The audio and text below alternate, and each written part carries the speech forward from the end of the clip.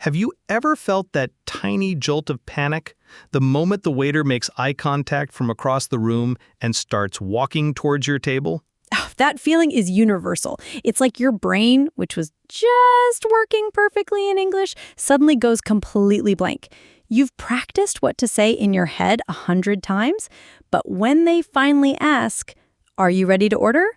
all that comes out is a nervous squeak. Or you just point. We've all done the point. You point at the menu and pray they get the right thing. It's stressful. I had a student, Steve, from Brazil, who is a super confident guy, a manager at his company. But he told me his biggest fear in his first month in Canada was ordering coffee. He'd just get a black coffee every day because asking for milk and sugar felt too complicated. He drank bad coffee for a month to avoid a 10-second conversation. That's so true. It's not about intelligence. It's about that specific, in-the-moment pressure. We know this feels overwhelming, like you're on a stage and everyone is watching. You worry about holding up your friends, about the waiter getting impatient, about getting a dish full of something you absolutely hate. Today, we fix that. This video is your complete guide to ordering food in English, from walking in the door to paying the bill. We're going to give you the exact words, the confidence, and the strategies to make every restaurant experience, well, delicious. And stick around for our third main tip on handling special requests. It includes one magic phrase that will save you from ever accidentally eating cilantro again. If you're like me and think it tastes like soap, it's a game changer. You know, when we teach this, some people think, okay, it's just ordering food. How important can it be? But this isn't just about grammar or vocabulary. This is about connection. Totally. Think about it. What are some of the best moments in life? They often happen around a table, sharing a meal with new friends, going on a date, celebrating a birthday, closing a business deal. These are core human experiences. Exactly. And if you're constantly stressed about the language, you can't be present for the moment. You're in your head, translating and worrying instead of listening to the conversation or enjoying the company. This isn't just about ordering a burger. It's about finally being able to relax on that date without panicking. It's about texting your crush, "Hey, let's grab dinner on Friday," and actually feeling excited, not terrified. It's about independence. It's the freedom to walk into any cafe or restaurant by yourself and know you can get exactly what you want. That feeling of competence is huge for your overall confidence. You're not just learning English, you're unlocking a massive part of the culture and the social joy that comes with it. I literally had a student, a woman named Chloe from South Korea, who emailed me in tears, happy tears, because she successfully ordered for her entire family when they visited her in London. She said she felt so proud, like she was truly taking care of them. That's what we want for you. Not just the right food, but that feeling of triumph. So today, as we go through these steps, remember that you're not just memorizing lines. You're building the skills to create amazing memories. All right, let's start at the very beginning. You've arrived at the restaurant. Step one is getting a table. This can be surprisingly intimidating. It really can. I had a student, Marco, who told me he and his friend once stood awkwardly by the door for 5 minutes because they didn't know who to talk to or what to say. They almost left. We can't have that. So here's what you do. Look for the host stand, usually right by the entrance. Make eye contact with the person there, smile, and get ready with one of these simple, powerful phrases. Greeting plus number of people. "Hi, a table for 2, please." "Hello, do you have a table for 4? "A table for 1, please." The structure is simple. A greeting, the number of people, and the magic word, please. Let's break it down. A table for 2, please. It's polite, it's direct, it's perfect. You don't need to say, "We are 2 people, and we would desire a place to sit." Please furnish us with a seating arrangement. No, keep it simple. Now, what if the restaurant is busy? The host might tell you there's a wait. It'll be about a 20-minute wait. You say, "Okay, thank you." Or if you want to ask, how long is the wait? If they tell you the wait time, you can just say, okay, great. And they'll usually ask for your name to put on a list. Can I get a name? You just give them your first name. Easy. But what if you were smart and planned ahead? This is where you use your reservation. Hi, I have a reservation for 2 under the name Ethan. Or, we have a reservation at 7 p.m. for Emily.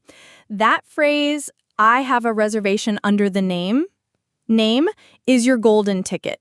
It shows you're prepared and makes the process super smooth. Okay, so think of this first step like unlocking a video game level. Your key is a simple, polite sentence. You've greeted the host, you've told them how many people, and now they're leading you to your table. Level 1 complete. Virtual high five motion. Okay, you're seated, you have the menu, you've chosen your food. The moment of truth arrives. The waiter comes over and says, "What can I get for you? Are you ready to order? Can I start you off with some drinks?" Now here comes our first big mistake. Many learners are a little too direct. It's not grammatically wrong, but it can sound a bit rude in English. This is a classic story. My student, Isabella, was so proud of herself for being direct. She looked the waiter in the eye and said with great confidence, "I want the chicken." The waiter just kind of froze for a second.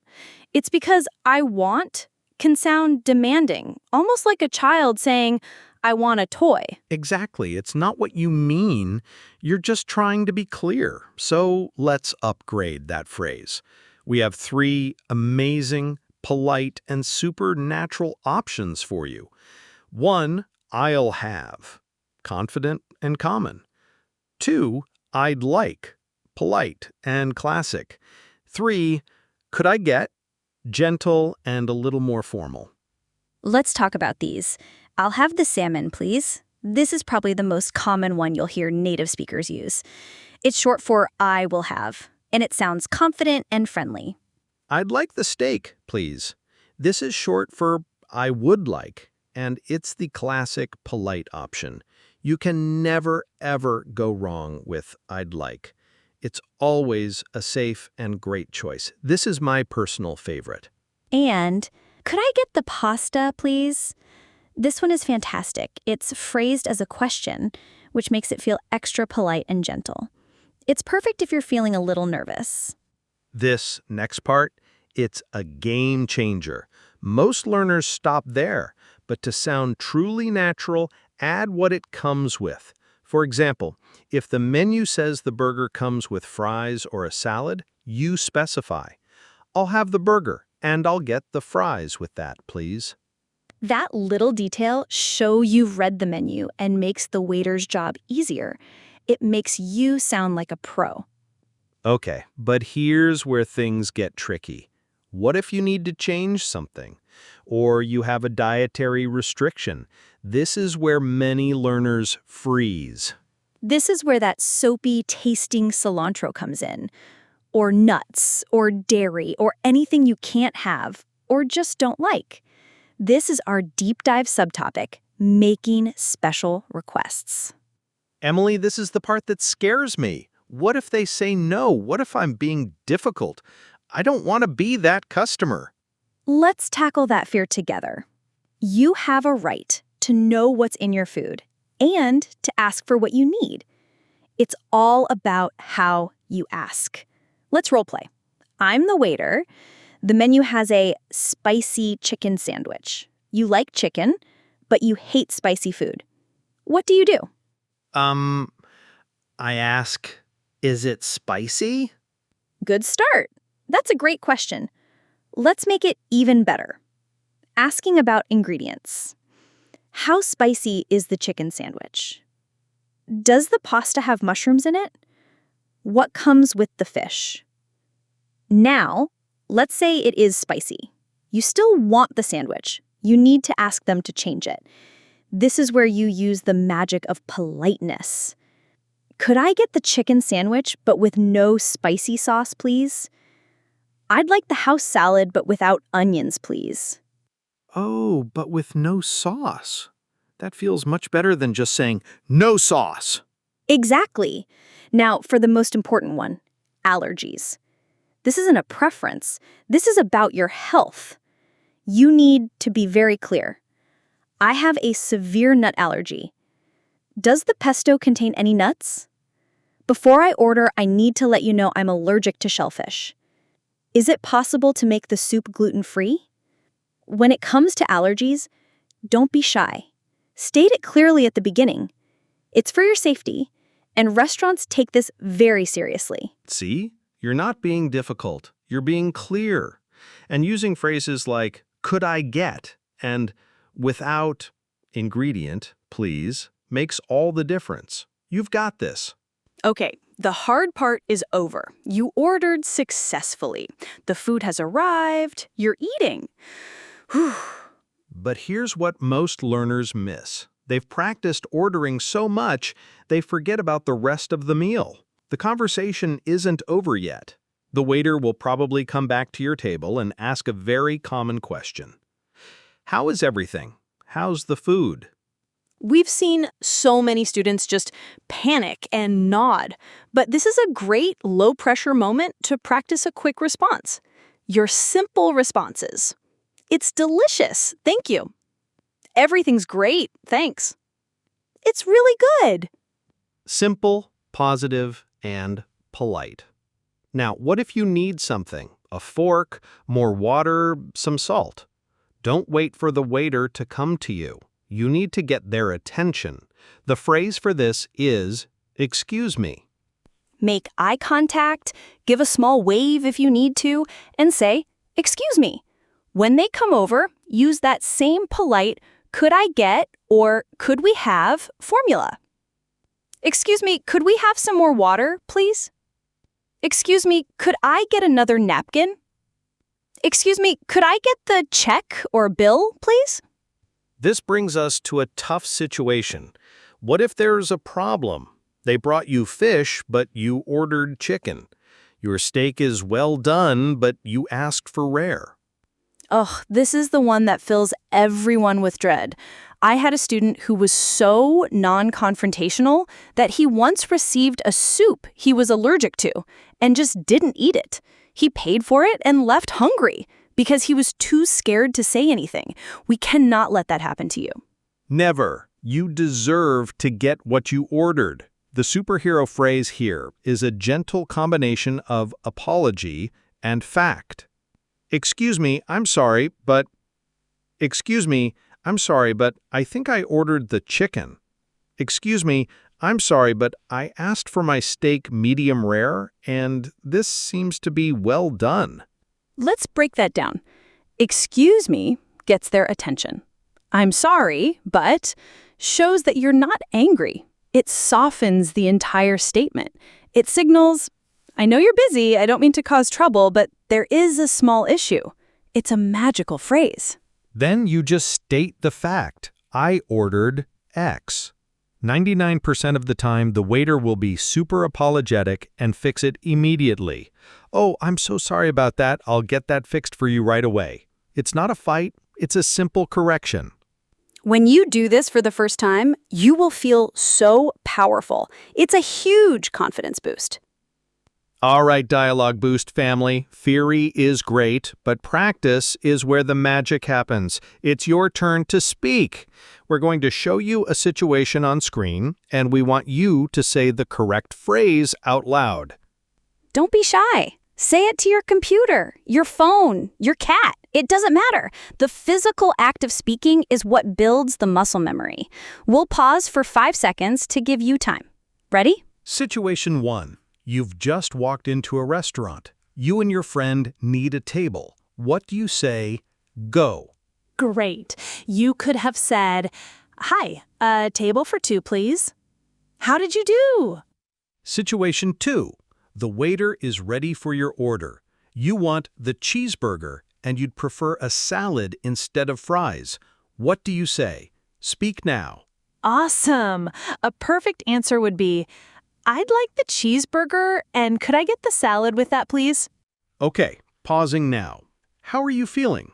If you're hesitating, That's totally normal. If you're getting it right, celebrate that. You're doing amazing. Let's keep going. Situation 3. You're thirsty. You need to get the waiter's attention and ask for more water. What do you say? Go. You got this. You'd say, "Excuse me, could I have some more water, please?" Final situation. This is the tough one. You ordered the salmon, but the waiter brought you the steak. How do you politely correct the mistake? Take a deep breath. You can do this. Go. Fantastic job. Here is that superhero phrase in action. "Excuse me, I'm sorry, but I think I ordered the salmon." Amazing! That wasn't so scary, was it? Every time you do that, the fear gets smaller and your confidence gets bigger. Let's just take a moment and recap what you accomplished today. You learned how to walk in and get a table with confidence. You learned the 3 golden formulas for ordering your main course. You learned how to ask for exactly what you want and need, even if it's a special request. And most importantly, you learned how to handle a problem politely and effectively. You have a complete toolkit now for any restaurant situation. But we want you to remember what we said at the beginning. Today you didn't just learn English, you gained freedom. The freedom to say yes when a friend invites you out to eat. The freedom to explore a new city and its food. The freedom to focus on the person across the table from you, not the words in your head. Today, you gained the freedom to connect. We are so incredibly proud of you for taking this step. Learning a language is a journey of 1,000 small moments of courage, and you just took a huge one. You're not just learning with us. You're joining the DialogueBoost family, a community of people all working to build more confident, connected lives. So our challenge to you is this. In the next week, use one of these phrases. Even if it's just ordering a coffee, go into a cafe and say, "Could I get a latte, please?" Feel that little spark of success. That's how you grow. We would love to hear from you. In the comments below, tell us, what is the one food you are now excited to go out and order in English? We read every single comment, and we can't wait to celebrate with you. If this video helped you feel more confident, please hit that like button and subscribe to DialogueBoost so you don't miss our next lesson. Thank you so much for spending your time with us today. Keep practicing. You're doing an amazing job. We'll see you in the next video.